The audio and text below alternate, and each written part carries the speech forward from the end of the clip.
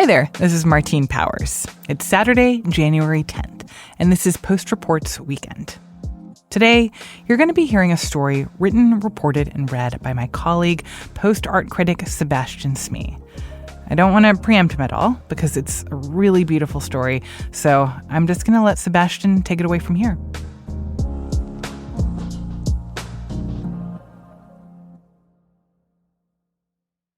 Hi, I'm Sebastian Smee. What you're going to hear in a moment is a story I wrote about the theft of 3 works by Jackson Pollock from the home of a Harvard professor in Cambridge, Massachusetts. I'll be narrating the story. It's broken into chapters, and there'll be some light music to immerse you in the piece. The story's really in 3 parts. It's about the special friendship between Jackson Pollock and the owner of the works, Reginald Isaacs, whose daughter, Mary White, has unpleasant memories of visiting Pollock's home on Long Island in the years leading up to his death in a car crash. It's also about the theft itself, and it's about the recovery of 2 of the works. It also recounts new information about the mystery of the 3rd work's whereabouts. I guess I wanted to tell the story not because I'm especially fascinated by art thefts, although I know a lot of people are, but because I discovered that this particular art theft opened out onto some incredibly complex emotional wounds. Okay, here's the story.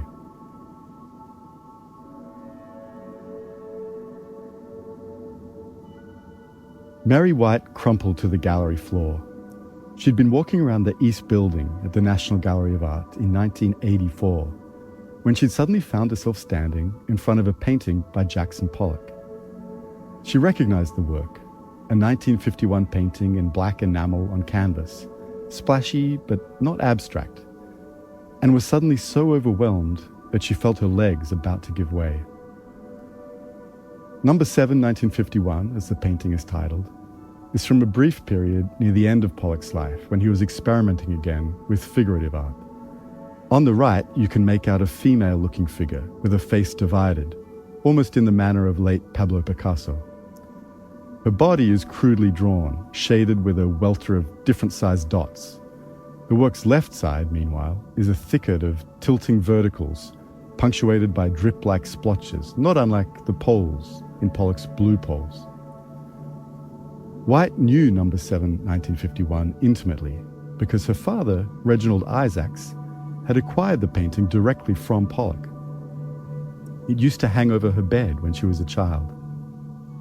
White, who goes by Corky because her mother was a painting student at Washington's Corcoran Institute when she had her, remembers resenting its presence there. Like any teenage girl, she would have preferred to decorate her bedroom with her own things. But her discomfort was more acute than that. The painting reminded her of the man who created it, a man whose intense anger and volatility had made family visits to his house profoundly uncomfortable. In the late 1940s and early 50s, she, her parents, and 2 younger brothers used to visit Pollock and his wife, the painter Lee Krasner, at their home in Springs on Long Island. On those visits, Pollock was often drunk and sometimes violent. Being in the same house as him, White felt vulnerable and unprotected. But she felt she couldn't communicate this because her parents were so proud of their friendship. Dad was always interested in proximity to fame, remembers White. He wore his proximity to Pollock like a medal. So Number 7, 1951 stayed on the wall above her bed. If the painting triggered unpleasant childhood memories, it also triggered memories of the days and weeks after an afternoon in 1973, when thieves broke into her parents' apartment in Cambridge, Massachusetts, and stole Number 7, 1951. Along with 2 other paintings by Pollock. One of those works, a combination of paint and collaged ink drawings, is still missing. Eric Gleason of Olney Gleason, which represents Pollock's estate, told the Washington Post that, depending on several factors, especially its condition, the missing artwork could be valued up to $20 million. The feeling White had that day in the National Gallery was overwhelming. A guard who saw her sit down on the gallery floor walked over to check if she was all right. When she told him the painting used to hang over her bed, he looked at White, she recalls, as if she were, quote, a nutcase. But he seemed to believe her after she stood up and showed him the label, which had her father's name on it, Reginald Isaacs.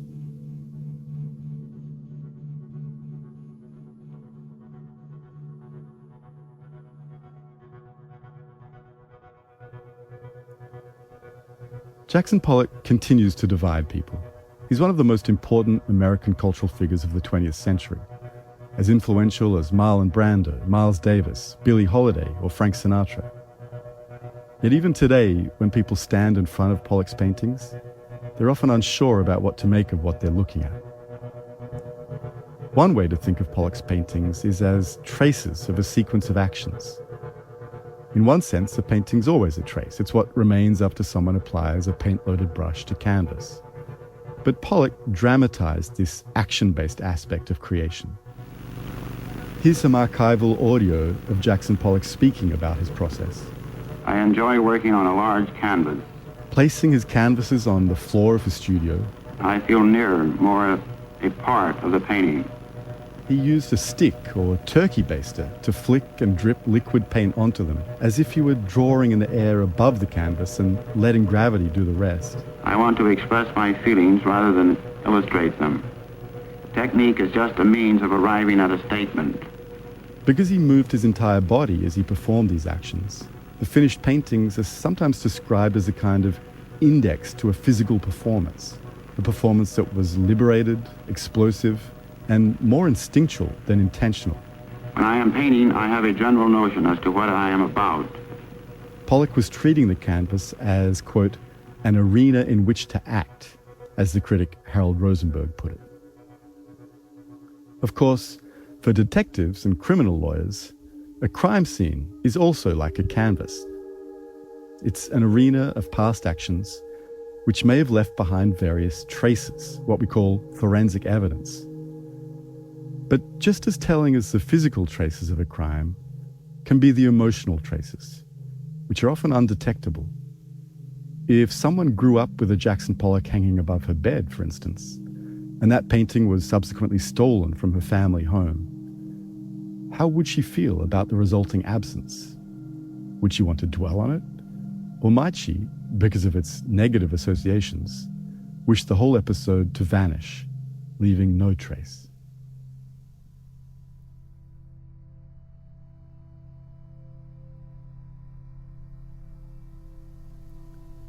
The Isaacs family's apartment was in Riverview, a large block at a 180-degree bend in the Charles River in Cambridge. In 1973, when the theft took place, Reginald Isaacs was a professor at Harvard University. Though trained as an architect, he became an internationally recognized expert in regional planning.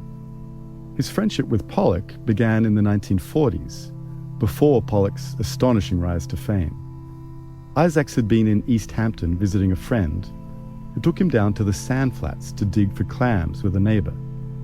The neighbor was so self-contained that Isaacs assumed he was a hired hand or a particularly gruff Long Island clammer. I didn't catch his name and I didn't know he painted, Isaacs told the Washington Post in 1983. Later, we traded some clams for a few beers and a lemon and went back to his house. Isaacs glimpsed some paintings through a swinging door. I said, "My God, who made those?" Pollock muttered that he was the one responsible for the paintings. Accustomed by now to people mocking his work, he was surprised when Isaacs said that he loved the painting he'd seen and wanted to buy it. Isaacs, the author of a massive illustrated biography of Bauhaus founder Walter Gropius, was open-minded when it came to art. Architects in those days knew how to do watercolors, explains his son, Mark Isaacs. Dad entered his stuff in shows. He was quite good. When he lost to an abstract-type painting, instead of getting upset at this newfangled thing which won when he didn't, he studied them and got to like them. As Isaacs and Pollock became close friends, Isaacs went on to buy more work directly from the artist. In those days, Pollock and Krasner often didn't have enough food on the table, so Isaacs' interest was good for more than just morale. He paid the works off over time, $10, sometimes $20 a month. The two men maintained their friendship even as Pollock rocketed to fame. No American artist before Pollock had experienced anything like the level of exposure that came to him when Life magazine published an August 8, 1949 story under the headline, "Is he the greatest living painter in the United States?" But celebrity was a mixed blessing for Pollock. Although he craved recognition, he wasn't mentally equipped to cope with sudden fame. Nor did the renown bring instant wealth. Pollock and Krasner continued to struggle financially. Isaacs acquired more artwork. At one time, according to Mark Isaacs, he was in possession of Lavender Mist, one of Pollock's most celebrated canvases, also now in the National Gallery of Art. But he came to feel that he couldn't afford the $150 a month payments to the artist. When, on a visit to Springs, he admitted as much to Pollock, the painter took Isaacs into the studio, pulled out a portfolio of works on paper, and helped his friend pick out 3 more affordable things to replace Lavender Mist. Isaacs and his wife Charlotte came to own more than a dozen original Pollocks, both paintings and works on paper. Mary White is now a professor emerita of anthropology at Boston University and an authority on food culture. She vividly remembers the chaotic and unpleasant atmosphere in the house during her family's visits to Springs, which she came to dread. By the time of the Isaacs' final visit to Springs, in June 1956, Pollock was creatively blocked and consistently inebriated. His greatest champion, the influential critic Clement Greenberg, had long since withdrawn his support. "Every great artist has a run," said Greenberg, and Pollock's run was over. The painter, recalls Wyatt, would refuse to come to the table at mealtimes, or else storm off halfway through eating. His face was lined and puffy. His marriage to Krasner, who had recently returned to the studio to resume her own art making, was foundering, and he had started an affair with 26-year-old painter Ruth Kligman. Since Pollock was unable to paint at all, Krasner's return to the studio made him resentful and cruel. His temper was explosive. He'd punched holes in the wall, according to White, who also said Pollock had a jerry-built sound system with speakers throughout the small house, and he liked to play Wagner at high volume. Krasner was just barely holding it together, White says of the household. On one occasion, Pollock tried to present Mark Isaacs with a gift, an archer's bow that was clearly too big and dangerous for a young boy. Reginald Isaacs had to intervene, suspecting that Pollock wouldn't remember the gift in the morning. Pollock enjoyed playfully wrestling with other men.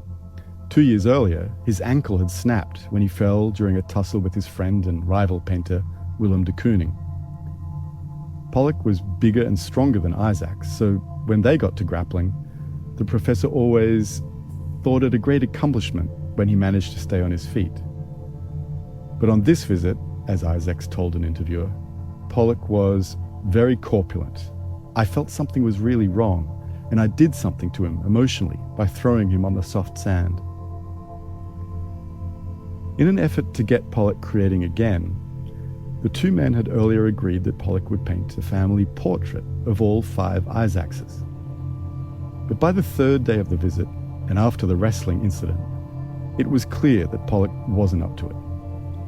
He was too involved with the bottle, recalled Isaacs. He didn't even go through the preliminaries. Isaacs suggested instead that the family stop at the house on their way back to Cambridge in the fall. "Then I'll really be in shape to paint," said Pollock. But 2 months later, on August 11th, 1956, Pollock died in the car crash that also killed Kligman's friend, Edith Metzger. Kligman was the sole survivor. After hearing word of the crash, Isaacs rushed to Springs. He walked down to the beach with Krasner and 5 or 6 other people who knew the couple. They all sat on the sand in a circle, trying to figure out what to do. Isaacs then walked back up to the house alone and went to the old barn converted by Pollock into a studio to have a final look. Any studio takes on an uncanny aura after the artist who used it has died. Pollock's studio, which is now open to the public, was where he had his most famous breakthroughs. It felt odd to Isaacs that Pollock wasn't there. There were only dim traces of his life. Just the flies, the sunshine, the usual disorder. I couldn't believe it had happened, he later remembered. At the funeral, Isaacs was one of the pallbearers. Ours was a quiet friendship, he observed, and for many years I have avoided his shows. I find it emotionally devastating.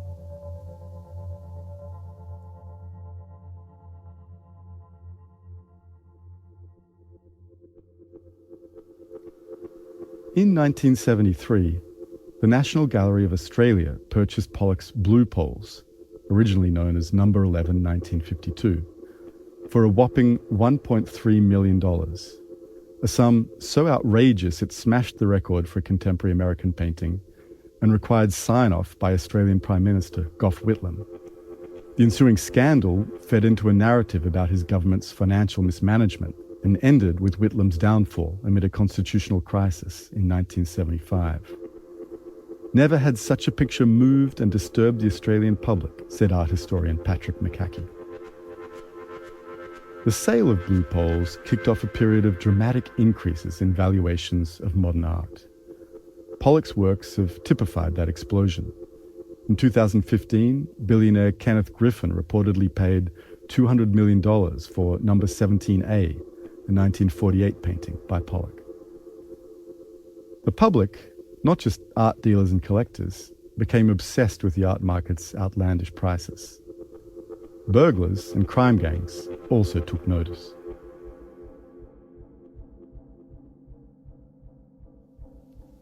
On November 8, 1973, Isaacs returned home from his office at Harvard University at 3 p.m. He changed quickly into his rowing outfit and went straight to the boathouse. Sculling on the Charles was part of his daily routine. He was prone to anxiety and depression, mired in departmental complications at Harvard, and bogged down in his research, so he needed a therapeutic outlet. Rowing did the trick. After Isaacs left Riverview, at about 3:15 p.m., two men came into the foyer. The day guard at the security desk was away from her station, and the men were able to gain entry to the Isaacs' apartment. It's unclear how long they were there, but by 4:45 p.m., when Isaacs returned, they had departed, most likely using the fire escape rather than coming back through the lobby. They took with them 3 artworks by Pollock, including number 7, 1951. 2 witnesses described both men as about 6 feet tall and slim, and watched them put the paintings into a foreign-make car, according to the Harvard Crimson. What followed for Reginald Isaacs and his family was a decade of turmoil and anxiety. Isaacs' peace of mind, fragile at the best of times, was destroyed by the robbery. White remembers that before the burglary, her father would frequently bring people to the family's previous home in Cambridge's Shady Hill Square to show off his collection of Pollocks. He'd invite in strays from the street, friends from college, anyone, she said. But after the theft, he was badly rattled and terrified of publicizing his connection to Pollock. He wanted his name removed from museum wall labels and art catalogues, White said. Isaacs didn't have an elaborate insurance policy. He was an academic who happened to have made friends with an artist before he became famous. 3 of the works he had acquired from Pollock, having shot up in value, were now gone. For the next 10 years, Isaacs thrashed about in a snake pit of legal and financial woes relating to insurance and liability. His notes from this decade resemble the drawings and paintings of Cy Twombly, scattered with sequences of numbers and crossed-out lists and half-formed, semi-legible sentences that peter out into nothing. They look like the traces of a man struggling to cling to sanity. When his doctor told him he would likely have a delayed reaction to the burglary, a normal response to shock, Isaacs didn't believe him. But as the legal and financial issues became more and more tangled, he suffered recurring migraines and tightness in his chest. He became nervous and distractible, admitting in a letter to his lawyer George Abrams that he would sometimes lose his thread while lecturing. "I tend to confuse pre- and post-burglary events," he wrote in 1980. "What keeps me going at all, George, is my responsibility to my wife, children, and grandchildren.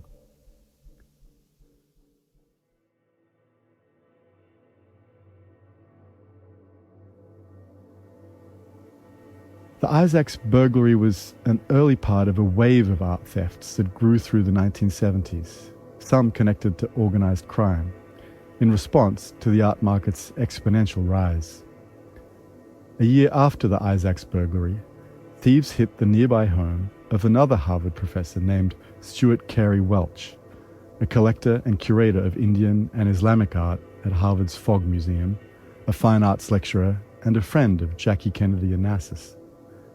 They took, among hundreds of other items, antique English silver and ancient coins, a Tang dynasty ceramic horse, a 7th century ivory-hilted sword from India, and a Mughal carved dagger set with gems. The pair of thefts from these two Harvard professors were not disconnected. In fact, the Welch robbery would lead directly to the recovery of the first and most valuable of Isaacs's 3 Pollocks, the National Gallery's No. 7, 1951. In February 1975, Isaac's attorney Abrams, who had also been retained by the Welches, received a call from Cambridge detective James A. Roscoe, who had recovered coins stolen from the Fogg Museum. Roscoe said he had a lead in the Welch case. A man named Donald Smoothie Smoot, who had connections to the Winter Hill crime gang based in Somerville, Massachusetts, had told a state policeman at Boston's Logan International Airport that, for a reward, he could facilitate the return of the Welch's stolen items. Smoot was a 43-year-old high-stakes gambler who later testified against the Angiulo family, members of La Cosa Nostra, in a 1985 racketeering case. He lost a leg soon after when his car exploded. Welch agreed to put up $5,000, and Roscoe and his partner Fidelis Centrella set up a sting. On March 5, 1975, when Daniel E. Levin, 25, and Patrick L. Dunn, 24, tried to set up a sale of some of the stolen Welch items in Smoot's East Boston garage, police swept in and arrested the men. Abrams thought there was a chance the pair might also have been involved with the theft of Isaac's Pollocks. So when the case went to trial, he invited Isaacs to the Cambridge District courtroom. Isaacs was reluctant to come, but when he did, he immediately recognized Levin. He waved Abrams over and said he'd seen Levin more than once around the Riverview apartment in the week before the robbery, 18 months earlier. Abrams relayed this to the judge, who said that if the defendants could provide information leading to the return of the Pollocks, he would consider leniency. 2 days later, Cambridge police received a tip. If they went to a specific room in a hotel in nearby Newton, they might find something of interest. When police entered the room, they found Pollock's No. 7, 1951. The work, the same one now in the National Gallery, had been removed from its lattice frame, folded, and rolled up like a rug, put in a plastic trash bag, and apparently buried. The bag was covered with dirt. They took the painting back to the Cambridge police station, where Isaacs confirmed that it was one of the 3 stolen paintings he had acquired from his famous friend. 2 stolen Pollocks were still missing, but recovering them would prove far more difficult. After the Welch theft trial, Abrams hoped Dunn, who had been found not guilty, might be able to lead them to the other stolen works. But that route was cut short when Dunn was found dead from an overdose. It was a suspicious death, said Abrams, but there was no determination as far as I know whether that suspicion was justified.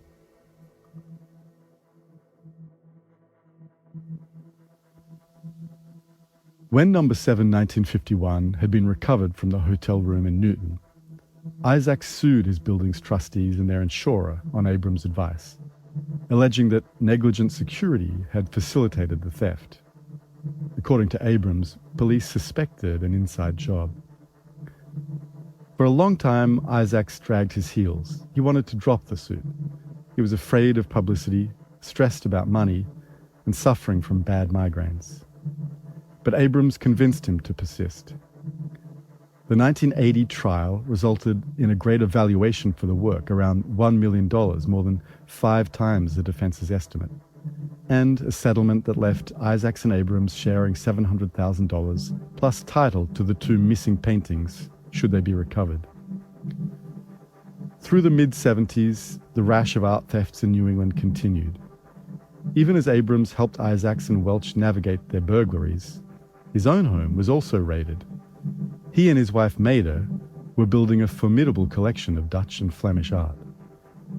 Police called him home from a summer trip to find some 17 paintings and 113 drawings vanished, many cut from their frames, some of which were left behind and spattered with blood, recalled Abrams. The culprits were 2 amateurish young men.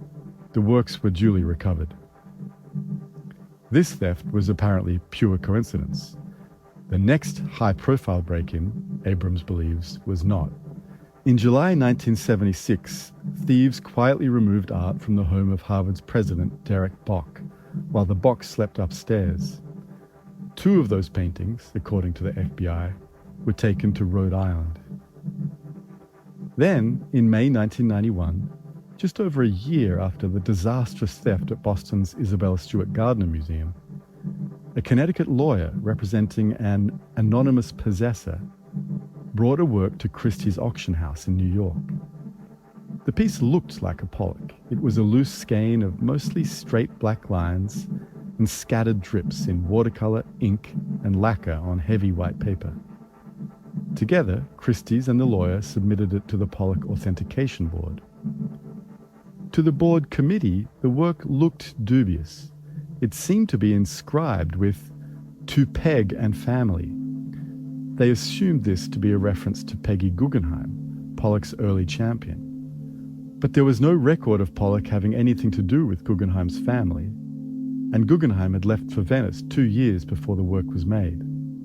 They rejected it as inauthentic.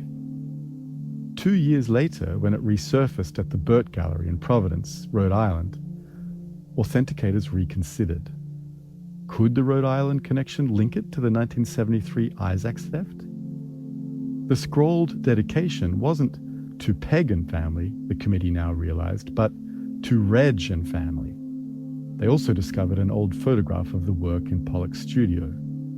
The photograph clinched it. This was the second missing work, number 21, untitled with Poles 1949. The painting went into the custody of the FBI pending legal proceedings. Unfortunately, by the time of the work's recovery, Isaacs was no longer around to benefit. In 1986, 2 years after the National Gallery acquired the first recovered Pollock, number 7, 1951, he suffered a massive heart attack and died. Number 21 was sold for $500,000, according to Abrams, who says he got about 40% of the money. Most of the remainder, according to Isaac's son, Henry, went toward the care of Isaac's aging widow, Charlotte. Now, only one of the 3 Pollock paintings stolen from Riverview remained missing. Painting 1028, 1948.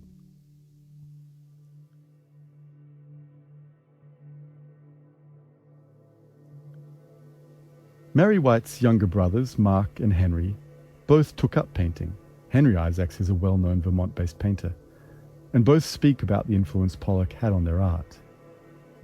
Although Mary has mostly tried to forget Pollock, she inherited his record collection and various other low-value items, including letters to her father by Pollock from Isaacs. Meanwhile, she can't help but be acutely conscious that if the third work were recovered, she and her children, and possibly their children, might be financially secure for life. This prospect became a distinct possibility in 2014, when a special agent for Homeland Security investigations in Paris received a tip from a source representing an organization in possession of stolen artworks, willing to return them in exchange for compensation. Homeland Security will not reveal the source, the organization, or the type of compensation they sought for fear of compromising agents in the field. But according to Kate Pote, an HSI spokesperson, the organization was willing to coordinate the return of one stolen work to, quote, demonstrate their bona fides. That work was Picasso's La Coiffeuse, a small cubist painting from 1911. It had been reported stolen in 2001 after a loan request revealed it was missing from storage at the Centre Georges Pompidou, a major museum in Paris. On December 17, Robert shipped the painting from an address in Belgium to a climate-controlled warehouse in Long Island City. A FedEx customs form valued the work at €30. It was actually worth $15 million, indicating in the description that it was art craft and including the words Joyeux Noël, Merry Christmas. The next day, when it arrived in Newark, federal agents intercepted it. The Picasso was eventually returned to the French government. At a ceremony held at the French embassy in Washington, D.C. to announce the recovery, no one mentioned the larger arrangement. But that was the plan all along, and sure enough, the source soon contacted Homeland Security investigations again to arrange for the return of another work, The Missing Pollock, stolen from Reginald and Charlotte Isaac's home in 1973. The source again provided instructions for special agents to intercept the Pollock. The agents followed those initial instructions, but the source went silent. According to an HSI statement, quote, no further actionable leads were able to be developed.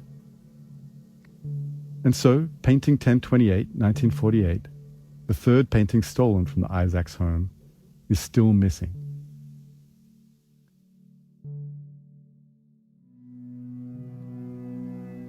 Two summers ago, Mary White was visiting friends, Linda Stein, a sculptor, and her wife, the Harvard Japanologist Helen Hardacre, in East Hampton.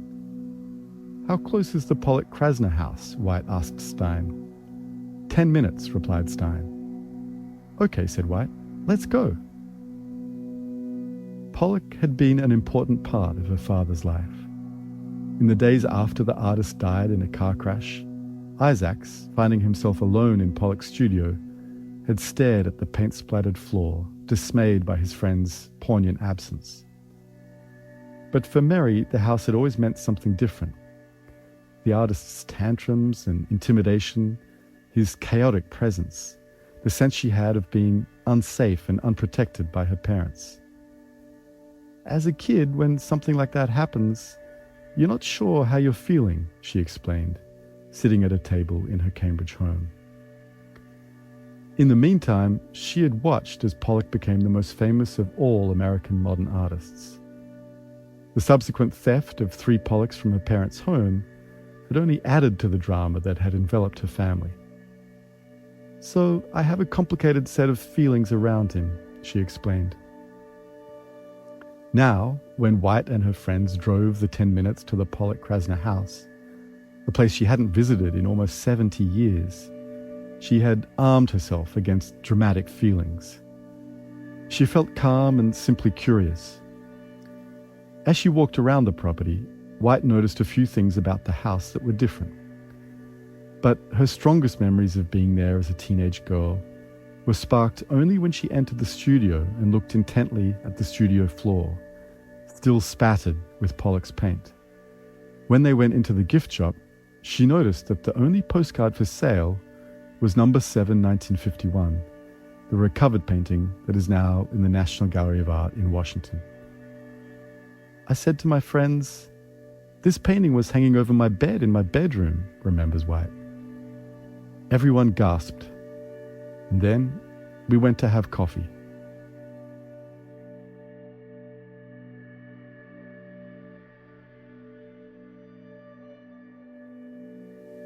This story was reported and read by me, Sebastian Smee, and produced by Bishop Sand. That's it for Post Reports Weekend. Thanks for listening. We'll be back on Monday with more stories from the Washington Post.